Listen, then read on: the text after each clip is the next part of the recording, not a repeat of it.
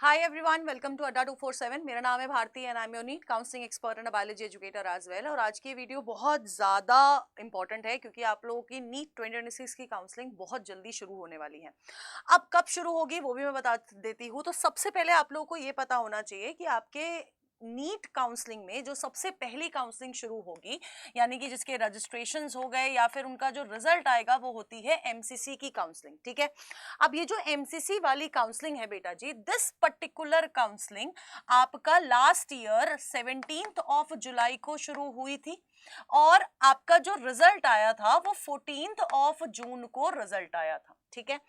अब इससे पहले, इसके रजिस्ट्रेशन स्टार्ट होने से पहले दो नोटिफिकेशन एमसीसी हर साल भेजती है। एक आपका सीडब्ल्यू वाला कोटा वाला रजिस्ट्रेशन होता है जो कि डीयू कैंडिडेट्स के लिए होता है, और दूसरा वाला जो रजिस्ट्रेशन मतलब नोटिफिकेशन होता है वो पीडब्ल्यूडी कैंडिडेट्स के लिए होता है। ये दोनों नोटिफिकेशन आ चुके हैं एंड आपकी एमसीसी की counselling first week of August कभी भी शुरू हो जाएगी। ठीक है। मतलब ये लोग अब और डिले नहीं करेंगे क्योंकि ऑलरेडी आपका जो रिजल्ट है वो काफी डिले हो गया था ड्यू टू रीनीट। ठीक है। फर्स्ट वीक ऑफ अगस्त में हम लोग अपनी काउंसलिंग शुरू होते हुए देखेंगे। अब इंपॉर्टेंट क्या है? इंपॉर्टेंट ये है कि ये जो काउंसलिंग है होती कैसे कैसे है, क्या प्रोसेस है, पूरा जानना बहुत जरूरी है अगर आप खुद से काउंसलिंग कर रहे हैं तो। सबसे पहले आपका एमसीसी का नोटिफिकेशन आएगा। एमसीसी का नोटिफिकेशन जब शुरू होगा तो आपकी सीट, आपका सबसे पहले आप रजिस्टर करेंगे। ठीक है। जब बेटा आप रजिस्टर करेंगे तो वहां पर आपको दो तरह की फीस है जो भरनी पड़ती है। पहली फीस है आपकी नॉर्मल रजिस्ट्रेशन फीस। ठीक है। और दूसरी होती है बेटा जी सिक्योरिटी डिपॉजिट। ठीक है। रजिस्ट्रेशन फीस नॉन रिफंडेबल होती है और ये आपकी रिफंडेबल होती है। ठीक है। अब ये जो रजिस्ट्रेशन फीस है ये आपको भरनी होगी, और सिक्योरिटी डिपॉजिट अगर आप जनरल कैटेगरी से हैं और ओबीसी कैटेगरी से तो आपको 10,000 रुपीज भरने पड़ेंगे फॉर गवर्नमेंट कॉलेजेस, अगर आप सिर्फ गवर्नमेंट कॉलेज की काउंसलिंग करा रहे हो। और अगर आप प्राइवेट की काउंसलिंग करा रहे हो यानी कि डीम्ड यूनिवर्सिटी की काउंसलिंग करा रहे हो तो आपको 2 लाख रुपए भरने पड़ेंगे। ठीक है। अब इंपॉर्टेंट क्या है, अगर आप एससी एसटी कैटेगरी के स्टूडेंट हो, सिर्फ गवर्नमेंट की काउंसलिंग करा रहे हो तो आपको 5,000 रुपीज भरने पड़ते हैं। अब अगर आप ऐसा कैंडिडेट हो जो दोनों की काउंसलिंग करा रहे हो तो आपको 2,05,000 या 2,10,000 रुपए नहीं भरने, आपको एक हायर अमाउंट भरना है विच इज 2 लाख रुपीज। ठीक है। अब ये जो एमसीसी है वो किसकी काउंसलिंग कराती है? एमसीसी आपकी जितने भी गवर्नमेंट मेडिकल कॉलेजेस हैं उनकी 15% सीट्स की काउंसलिंग एमसीसी कराती है। ठीक है। आपके 100% सीट्स ऑफ एम्स की काउंसलिंग कराती है। आपकी जितनी भी सेंट्रल यूनिवर्सिटीज हैं उनकी 100% सीट्स की काउंसलिंग कराती है, और 100% डीम्ड कॉलेजेस की काउंसलिंग आपकी एमसीसी ही कराती है। अब ध्यान से सुनना कि क्या पूरा प्रोसेस है। आप रजिस्टर करते हो, रजिस्टर करने के बाद आपको क्या करनी होती है? चॉइस फिलिंग करनी होती है। चॉइस फिलिंग से आपके लिए एमसीसी सीट मैट्रिक्स रिलीज करती है जिसमें एमसीसी बताती है कि यार कितने कॉलेजेस हैं, कौन से कॉलेज में किस कैटेगरी के अंडर कौन सी सीट है। ये सारी चीजें आपको बताती है ताकि आप अपनी प्रेफरेंस लिस्ट बना सको। प्रेफरेंस लिस्ट एक ऐसी चीज है जिसके बेसिस पे आपको सबसे ज्यादा क्या कहते हैं कॉलेज मिलने के चांसेस है, क्योंकि अगर आपने वो प्रेफरेंसेस ढंग से बनाई तो आपको आपकी रैंक पे बेस्ट कॉलेज मिलेगा। और अगर आपने वो कॉलेज की प्रेफरेंसेस अच्छे से नहीं बनाई, हो सकता है कि आपकी रैंक से कम रैंक वाला बच्चा आपसे अच्छे कॉलेज में बैठा हो। तो चॉइस फिलिंग आप करते हो। चॉइस फिलिंग के बाद होती है चॉइस लॉकिंग। चॉइस लॉकिंग के बाद 1-2 दिन के समय के बाद आपका रिजल्ट आता है। अब असली खेल शुरू है। रिजल्ट आया राउंड 1 का। जब रिजल्ट आएगा तो दो सिनेरियोज हमारे पास होंगे, एक मेरे को अगर कॉलेज अलॉट नहीं हुआ है, एक अगर मुझे कॉलेज अलॉट हो गया है। ठीक है। नहीं हुआ है तो मैं डायरेक्टली राउंड 2 में पार्टिसिपेट कर पाऊंगी, और अगर हो गया है तो अब मैं क्या कर पाऊंगी? देखो, यस अगर हो गया है तो मैं अपग्रेड कर सकती हूँ। अपग्रेड का मतलब ये है कि यार मैंने उस कॉलेज में अपना डॉक्यूमेंटेशन वेरिफिकेशन सब कुछ करा लिया है और अब मैं सीधे राउंड 2 में पहुंच जाऊंगी, है ना, अपने बेटर कॉलेज के लिए। और अगर मैं सेटिस्फाइड हूं तो मैं जाके वहां पर रिपोर्ट कर दूंगी, मैं एडमिशन ले लूंगी। तीसरा है फ्री एग्जिट। फ्री एग्जिट क्या होता है कि यार मेरे को कॉलेज मिला लेकिन बहुत दूर है, मुझे रिपोर्ट नहीं करना है ना, और मैं दूसरे राउंड में बैठना चाहती हूँ, तो मैं यहाँ पर फ्री एग्जिट कर सकती हूँ। फ्री एग्जिट हम सिर्फ राउंड 1 में कर सकते हैं।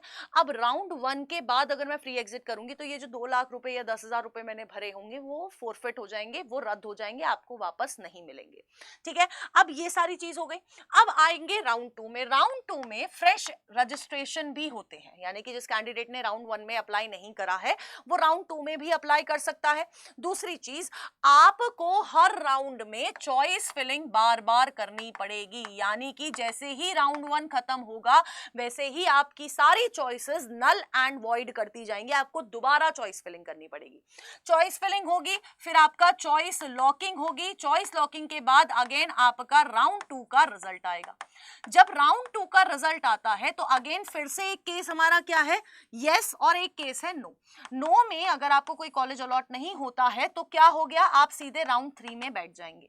ठीक है, अगर आपको कॉलेज अलॉट हुआ है, मान के चलो फॉर एग्जांपल आपको अपग्रेडेड कॉलेज मिला है ना, आप अपग्रेड के लिए गए थे, आपको अपग्रेडेड कॉलेज मिला है, तो यहां पर ध्यान से सुनिएगा कि अगर आपको अपग्रेडेड कॉलेज मिलता है तो राउंड 1 में आपको जो कॉलेज मिला था उसके ऊपर आपकी कोई अथॉरिटी नहीं होती है, आपको वहां से रिलीविंग लेटर लेना पड़ता है। वो ऑनलाइन भी आपको एमसीसी करने देती है, आप ऑनलाइन एमसीसी से रिलीविंग लेटर ले सकते हो और आप सीधे राउंड 2 वाले कॉलेज में जाके अपना एडमिशन करा सकते हो।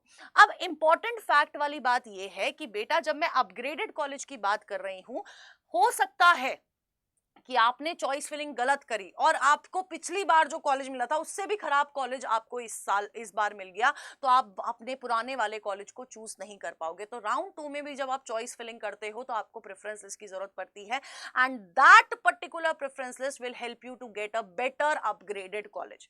ठीक है, सिमिलरली मेरे को अगर फ्रेश कोई कॉलेज राउंड 2 में अलॉट हुआ है तो मैं क्या कर सकती हूं, मैं वहां पर जाके रिपोर्ट करूंगी, मतलब मैं रिपोर्ट करूंगी, मैं एडमिशन लूंगी, and now also I can go for upgrade. मैं अब फ्री एग्जिट नहीं कर सकती हूँ, यानी कि अब मेरे को कॉलेज मिला है तो मैं बेटा जी मुझे वहां पर डॉक्यूमेंट वेरिफिकेशन वगैरह सब कुछ कराना ही पड़ेगा। अगर मैंने फ्री एग्जिट करी तो मेरी सिक्योरिटी डिपॉजिट रद्द हो जाएगी। ठीक है, अब ये हो गया। अब अगर या तो मेरे को कॉलेज मिल गया और मैं सेटिस्फाइड हूं, मैंने उस कॉलेज में एडमिशन ले लिया। अब बात करते हैं, फिर आपका राउंड 3 आएगा। राउंड 3 के लिए सबसे इंपॉर्टेंट चीज क्या है कि आपको कॉलेज मिला, आपने चॉइस फिलिंग दोबारा करी, नए बच्चे रजिस्टर कर सकते हैं, आपने अब चॉइस फिलिंग करी, चॉइस लॉकिंग करी, रिजल्ट आया, आपको अपग्रेडेड कॉलेज मिल गया, तो आपको पुराने वाले कॉलेज से रिलीविंग लेना है। अगर आपको कॉलेज नहीं मिला तो आप राउंड 4 में पार्टिसिपेट कर पाएंगे, लेकिन अगर आपको कॉलेज मिल गया और आपने कॉलेज नहीं लिया तो आप ना ही राउंड 4 में जा पाएंगे और आपको आपकी सिक्योरिटी डिपॉजिट भी फोरफिट कर दी जाएगी। तो आपको कॉलेज मिलने के बाद कॉलेज लेना ही लेना पड़ेगा। अब इंपॉर्टेंट फैक्ट वाली बात यह है कि राउंड 3 में मैं राउंड 4 में अपग्रेड भी नहीं कर सकती हूँ। अगर मुझे राउंड 1, 2, 3 में कहीं पर भी कोई कॉलेज एमबीबीएस का मिल जाता है, मैं स्ट्रे वैकेंसी राउंड में राउंड 4 में पार्टिसिपेट नहीं कर पाऊंगी। और अगर मैंने स्ट्रे वैकेंसी राउंड वाले कॉलेज को छोड़ा तो मैं अपने आगे फर्दर राउंड में और मेरी सिक्योरिटी डिपॉजिट भी फोरफिट हो जाएगी। तो this is how this counselling works. ठीक है, और ये काउंसलिंग कब शुरू होने वाली है, दिस पर्टिकुलर काउंसलिंग आपकी फर्स्ट वीक ऑफ अगस्त में शुरू होने वाली है। इसके बाद जैसे ही आपका एमसीसी का नोटिफिकेशन आएगा उसके बाद आपकी स्टेट्स लाइक यूपी हो गया, राजस्थान हो गया, है ना, इसके अलावा आपका बिहार हो गया, हरियाणा हो गया, इन सारे स्टेट्स की काउंसलिंग शुरू होगी। और हमेशा याद रखना कि ये जो आपकी 2 काउंसलिंग में आप यूजुअली पार्टिसिपेट करते हो तो हमेशा ये जिगजैग पैटर्न में चलती है। जिगजैग पैटर्न का मतलब क्या है, आपने ऑल इंडिया कोटा राउंड 1 हुआ, फिर आपका स्टेट कोटा राउंड 1 होगा, ठीक है, फिर आपका ऑल इंडिया कोटा राउंड 2 होगा और फिर आपका स्टेट कोटा राउंड 2 होगा, जिससे आप अपने कॉलेजेस की जो लिस्ट होती है, कॉलेजेस का जो पूरा चॉइस करना होता है, रिजाइन करना होता है, ये सारी चीजें जो करनी होती है ना वो आपको काफी हेल्प मिल जाती है इस zigzag पैटर्न के वजह से। अब इंपॉर्टेंट क्या है, इतने सारे रूल्स हैं, सिक्योरिटी डिपॉजिट फोरफिट होने के चांसेस हैं, तो बेटा इट इज वेरी इंपॉर्टेंट कि आप अपनी काउंसलिंग किसी की गाइडेंस में कराएं।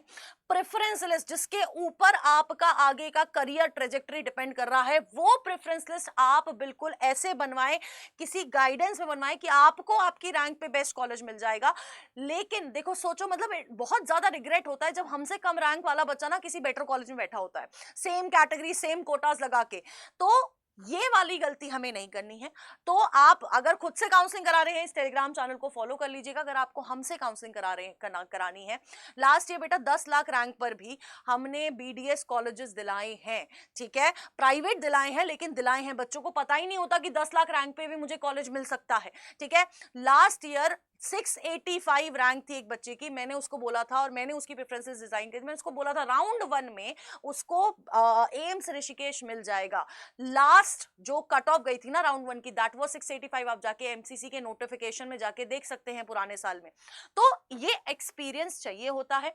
हमारे पास 2 बैचेस है, 1 एंड 1 प्रो। 1 में भी हम आपको प्रेफरेंस लिस्ट देंगे, लेकिन ये preference list generalize preference list होगी। लास्ट ईयर की कट ऑफ हम देंगे, सीट मैट्रिक्स देंगे, आपको कॉलेज हेल्थ रिपोर्ट जिसके बेसिस पे हम प्रेफरेंस लिस्ट बनाते हैं कि ओपीडी लोड, पेशेंट लोड है ना, आपका इंफ्रास्ट्रक्चर कैसा है, कितना पुराना कॉलेज है, पीजी कोटा क्या है, इन सारे चीजों के बेसिस पे प्रेफरेंस लिस्ट बनती है, ठीक है। और जूम डाउट सेशन यहाँ पर हो रहे हैं जिनमें आप आके अपने डाउट्स केटर करवा सकते हैं।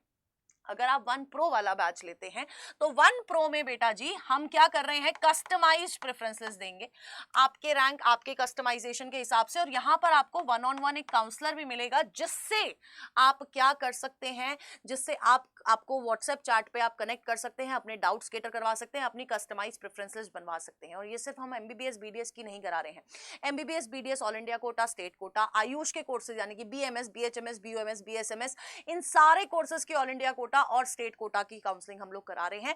आपको बस दिए गए लिंक पर क्लिक करना है, कोड यूज करना है ZBBS फॉर मैक्सिमम डिस्काउंट। आज ऑफर चल रहा है, आप जाके कोड यूज कर सकते हैं एंड इन दोनों में से किसी एक बैच में जाके एनरोल कर लीजिए। अगर आप लिंक के थ्रू एनरोल नहीं कर पा रहे हैं तो इस नंबर पे आप कॉल कर लीजिएगा, आपको वहां से भी एनरोल करने में हेल्प मिल जाएगी। लेकिन इट्स हाई टाइम, आपका first of week of August कल से शुरू हो जाएगा। आपको बहुत जरूरी है कि आप अपनी काउंसलिंग ढंग से करवा लें, ठीक है। All the best guys. बाकी कोई डाउट होता है do let me know in the comment box, ताकि मैं उसके रिप्लाई कर सकूं।